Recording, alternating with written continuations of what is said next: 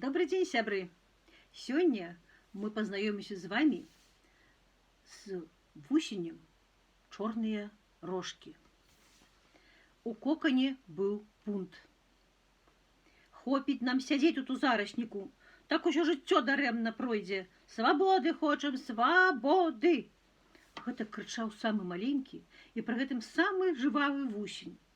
Ён мітусіўся паміж братоў і сясцёр і бударажыў іх сваімі заклікамі. «Свабоды! Свабоды!» закрычалі такія ж самыя нецярпяліўцы, як і той падбухторшчык, што узняў лямант першым. У красавіку, у кутку вялікага саду, на кусце маладзенькай крапівы жыгучкі, якая вылезла з вільготнай, але ўжо цёплай зямлі, пад адным з маладзенькіх яшчэ непякучых лісткоў з'явіліся маленькія светла-зялёныя яйкі. Яны ляжалі цесна, прытуліўшыся, быццам трымаліся адзін за аднаго, каб не зваліцца ўніз, захавацца і з часам пераўтварыцца ў нейкіх дзіўных істот. Ніхто з садовых жыхароў, якіх з кожным цёплым дзяньком станавілася ўсё больш і больш, не бачыў, хто гэта пакінуў сваіх дзетак пад лістком жыгучкі, але ніхто і не здзіўляўся, і тым больш не хваляваўся, ці вырастуць яны тут адны, без догляду маці. Вырастуць, у прыродзе часам так бывае, што шматлікія жывёліны, птушкі, насякомыя гадуюцца самі, ніколі не бачачы сваіх бацькоў.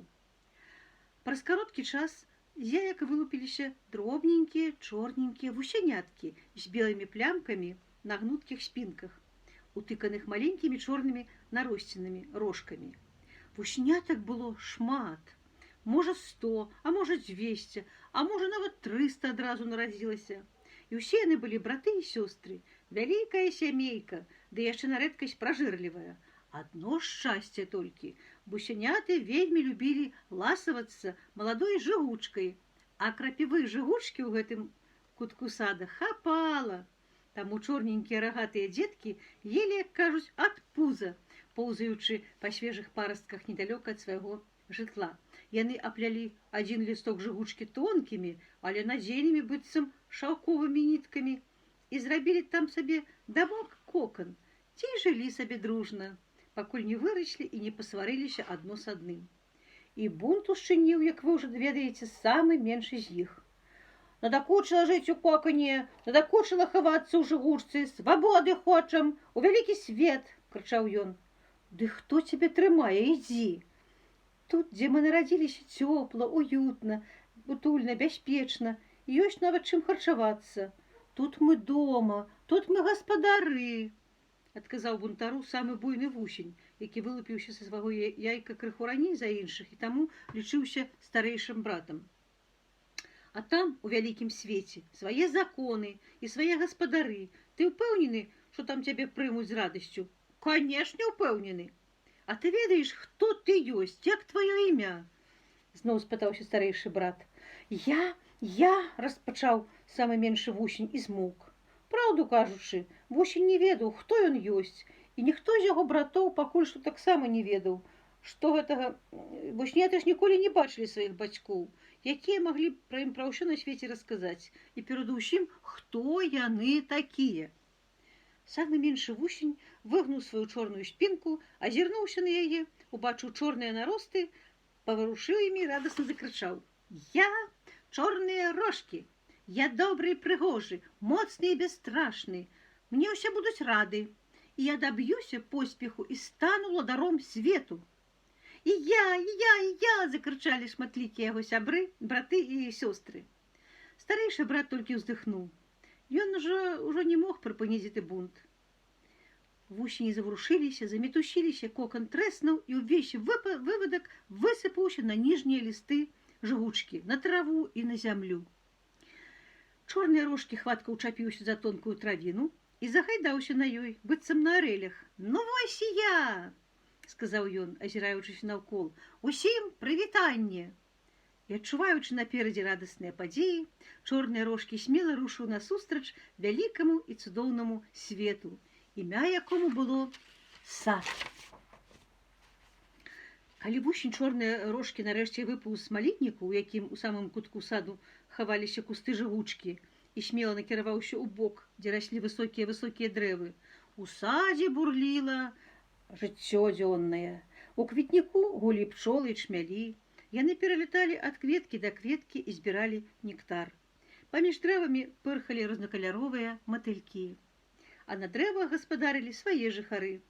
Жукі, вялікія і малыя, жвавыя і марудныя, розных колераў і адценняў. Шлях у сад быў доўгім і нялёгкім для чорных рошкаў. З травінкі на лісток, з лістка на кусток, з куста ды па дрэве. Рухаючыся, чорныя рошкі так вытанчана выгінаў спінку, так прывабна перабіраў вострымі наростамі, так грацыёзна перастаўляў тонкія ножкі, што здавалася, вось-вось з розных бакоў пачуюцца ўсхваляваныя галасы. Глядзіце, глядзіце, які прыгажун да нас прыйшоў. Але замест гэтага чорныя рошкі пачуў: фу, якая гідная пачвара да нас прыпаўзла. Пачуўшы гэты выкрык, вусень страшна напалохаўся, стаў круціць сваёй галоўкай направа і налева, шукаючы, дзе тая пачвара, якая так уразіла садовых насельнікаў. А выкрыкі працягваліся: фу, яго чорная спіна, фу, фу, якія страшныя чорныя наросты на ягонай спіне. Фу, як непрыгожа няўклюдна ён рухаецца. Фу, гэты агідны вусень загубіць увесь наш сад. І тут чорныя рошкі зразумеў, што ўсе гэтыя крыўды і крыўдныя словы тычацца менавіта яго. Спачатку вусень шчыра здзівіўся: няўжо я такі агідны? Не, это не так, ён жа прыгожы, як гэтыя кветкі наўкол, як пчолкі, як матылькі, як мілыя багоўкі. Потым чорныя рошкі пакрыўдзіўся. Ён жа нічога кепскага нікому не зрабіў. Нават слова яшчэ не паспеў сказаць. Чаму ж яго так усе абражаюць, называюць пачварай? Я не пачвара, я прыгожы, крыкнуў ён. Не, ты страшны і агідны, ты загубіш наш сад, з'ясі лісце на дрэвах і кустах. Мы з табой не будзем сябраваць. Прэч адсюль, прэч!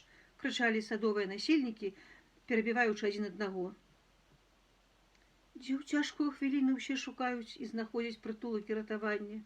Вядома ж, толькі там, дзе іх дом, дзе радзіма, дзе сваякі. Чорныя рошкі вяртаўся дадому і ўспамінаў словы старэйшага брата.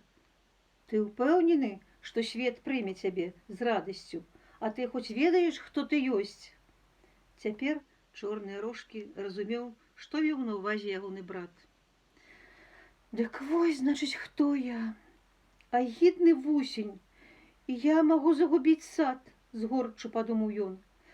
У гэта не хацелася верыць, таму што з таго самага моманту, як чорныя рошкі з'явіўся на свет пад утульным лістком жыгучкі, са свайго дробненькага светла-зялёнага яйка, ён быў перапоўнены любоўю і дабрынёй да гэтага свету і не збіраўся нікому рабіць ліха.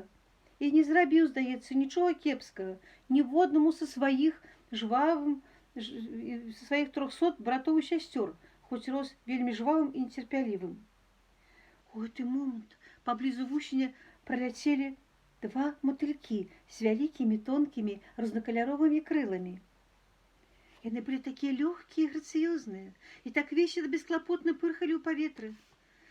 Ах, якія яны шчаслівыя, што нарадзіліся прыгожымі, легкакрылымі істотамі, а не агіднымі вусенямі, падумаў чорныя рошкі, а мне не пашанцавала.